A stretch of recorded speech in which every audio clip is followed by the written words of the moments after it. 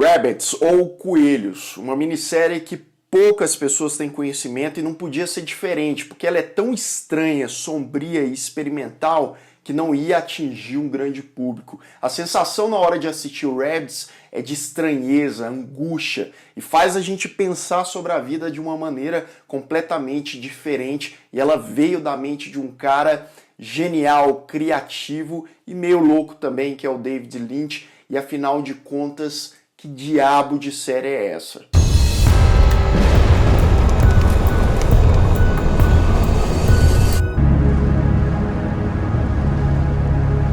Sejam todos muito bem-vindos a mais um Refúgio Cult, meus amigos. Hoje, para um que diabo de série é essa? Eu já queria trazer essa minissérie aqui para o canal há algum tempo, que é a minissérie Rabbids, roteirizada, produzida e dirigida pelo grande David Lynch. Quem já assistiu ao menos uma obra desse cara sabe que ele é fora da caixinha, que ele é um cara que trabalha aí com surrealismo, que as suas obras não necessariamente precisam de um começo, meio e fim. Isso pode incomodar muita gente. Eu gosto pra caramba porque eu sempre fico pensando bastante sobre essas obras. E se você ainda não me segue lá no Instagram, me siga lá, @LucasTHEMaia, para mais novidades aqui sobre o canal, sobre cinema e séries de TV. Bem, David Lynch já fez algumas produções marcantes, como Cidade dos Sonhos, Eraserhead, Império dos Sonhos, Twin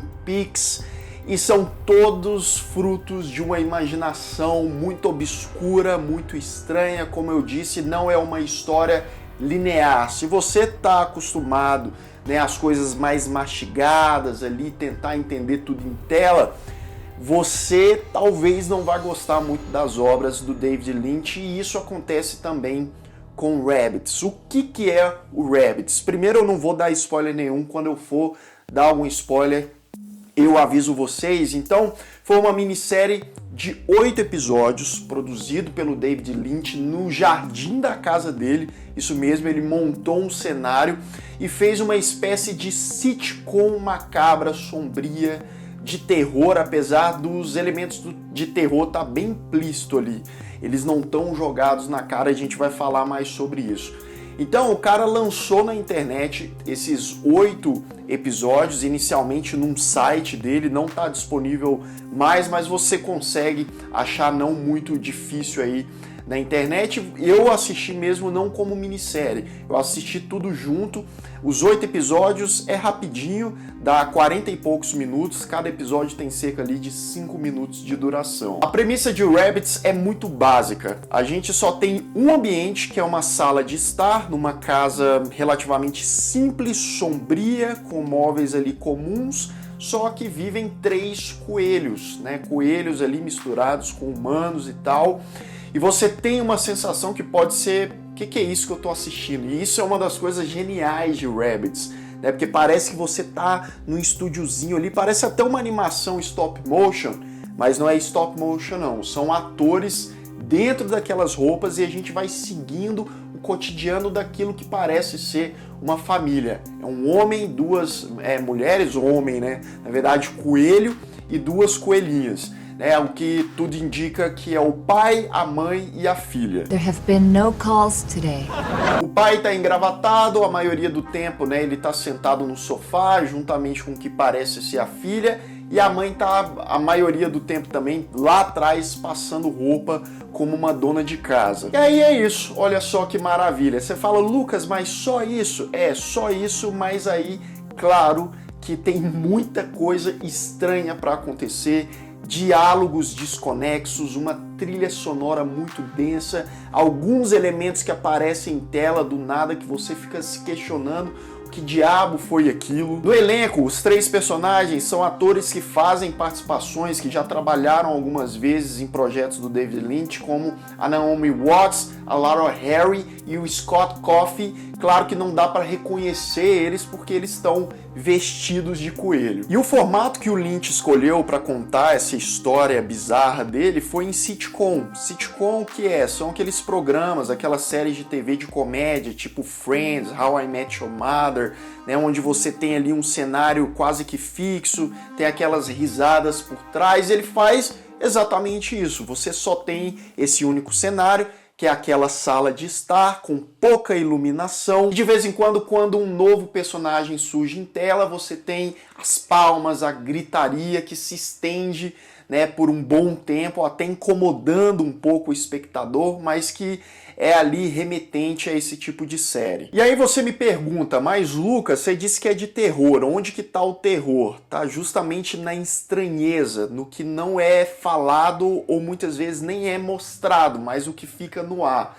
Porque essa sitcom aqui, apesar de terem algumas coisas levemente com humor ácido, mas talvez você não dê risada em momento algum, é justamente porque os personagens eles estão conversando, eles estão interagindo, mas de uma maneira quase que automática, robótica e com diálogos que não fazem muito sentido. Uma pessoa pergunta uma coisa e a outra responde outra completamente diferente. Você fica se perguntando apenas por quê? Vale ressaltar também a densidade da trilha sonora, muito característica das obras do David Lynch. Aqui a gente tem aquele tecladão constante que não muda muito, né, o seu tom ou as suas notas, então ele fica ali presente juntamente com o som da chuva que está atrás. É uma chuva também constante em que os personagens até falam sobre ela, que ela não passa de jeito nenhum.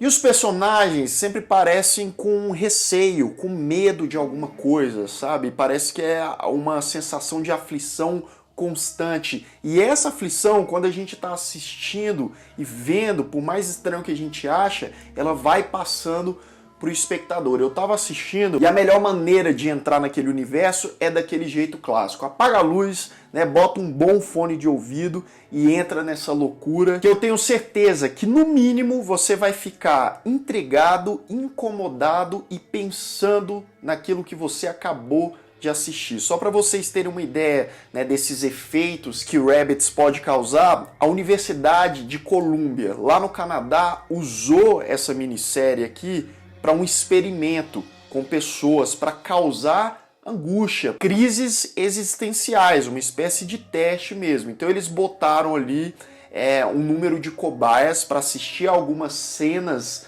da série, né, e também ali numa imersão com ela, e depois eles foram entrevistados e a maioria das pessoas disseram que foram pensar sobre a vida, né, que realmente acharam a experiência muito estranha, mas isso levou a outras sensações e explorar outros sentidos. Eu não vou avaliar Rabbids, a sua qualidade, porque é um negócio quase impossível. É uma experiência muito singular, muito diferente. Essas sensações é algo que é importante a gente sentir, por mais estranhas que elas sejam, e eu gosto muito disso. Só da gente ter um conteúdo completamente diferente do que a gente consome, para depois a gente conversar, debater e, claro, chegar em diferentes perspectivas, diferentes interpretações. Se você também se permite a conhecer esse tipo de obra totalmente diferente, estranha e sombria, Rabbids com certeza vai te intrigar.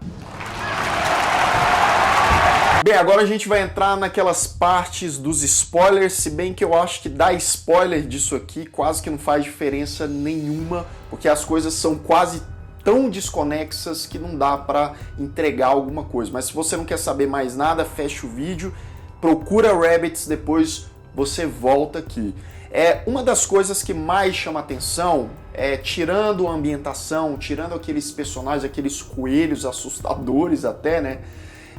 Você tem os diálogos, você tem aquelas conversas intrigantes, mas que no fundo querem dizer alguma coisa. Por exemplo, os personagens se perguntam: onde eu estava?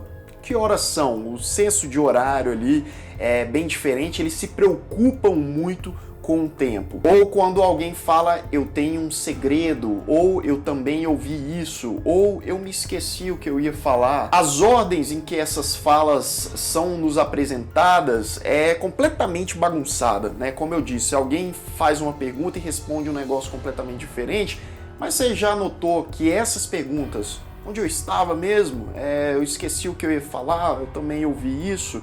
Que horas são? São perguntas, são frases que nós usamos todos os dias praticamente, quando a gente está em casa, quando a gente está com as pessoas.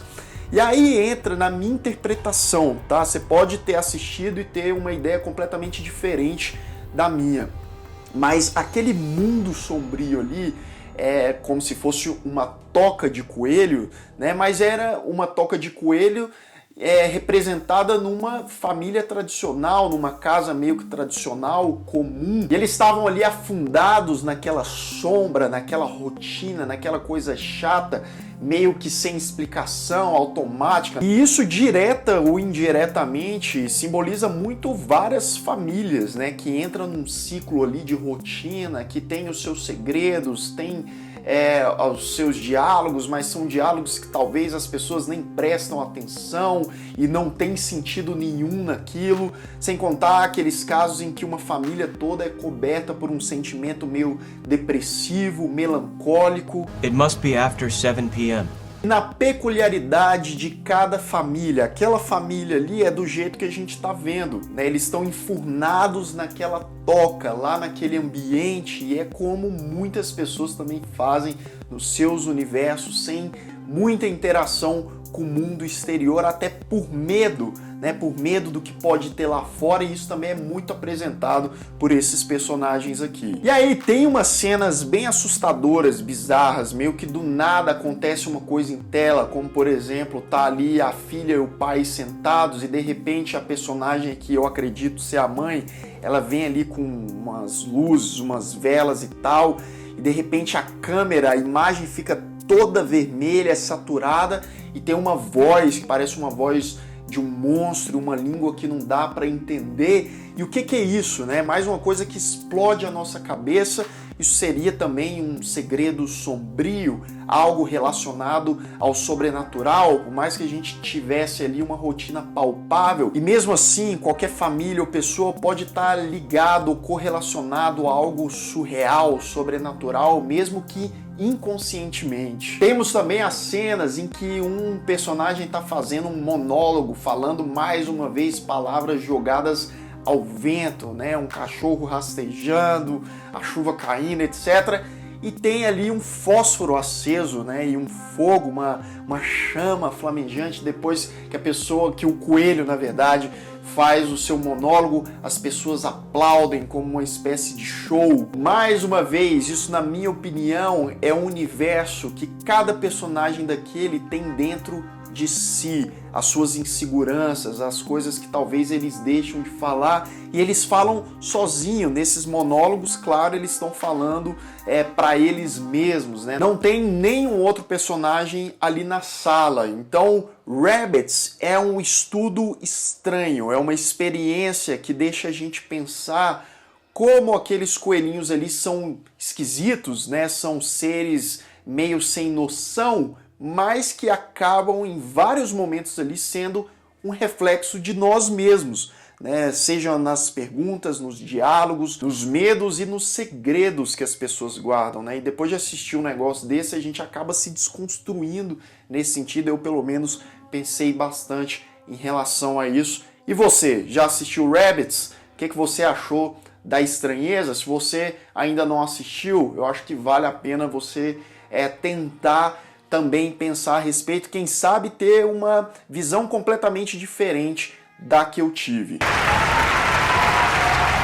Mas afinal de contas, coelhos são animais imprevisíveis, assim como nós também, seres humanos, que muitas vezes somos imprevisíveis, e cabe aí tanta coisa na nossa vida, no nosso universo, que vale a pena ser explorada, debatida, e às vezes a gente se limita muito a conversar sobre pouquíssimas coisas e assistir, inclusive, coisas tão padrões, né, que quando a gente vê um negócio diferente desse, as pessoas já querem criticar e falar mal, mas não, tenta ver com mais cuidado e reflexão. Espero que vocês tenham gostado do vídeo de hoje. Se você ainda não é inscrito aqui no Refúgio Cult, se inscreva aqui embaixo, clique no sininho para receber todas as notificações e deixe o seu like, que ajuda bastante o canal. Vou ficando por aqui, um grande abraço e até mais.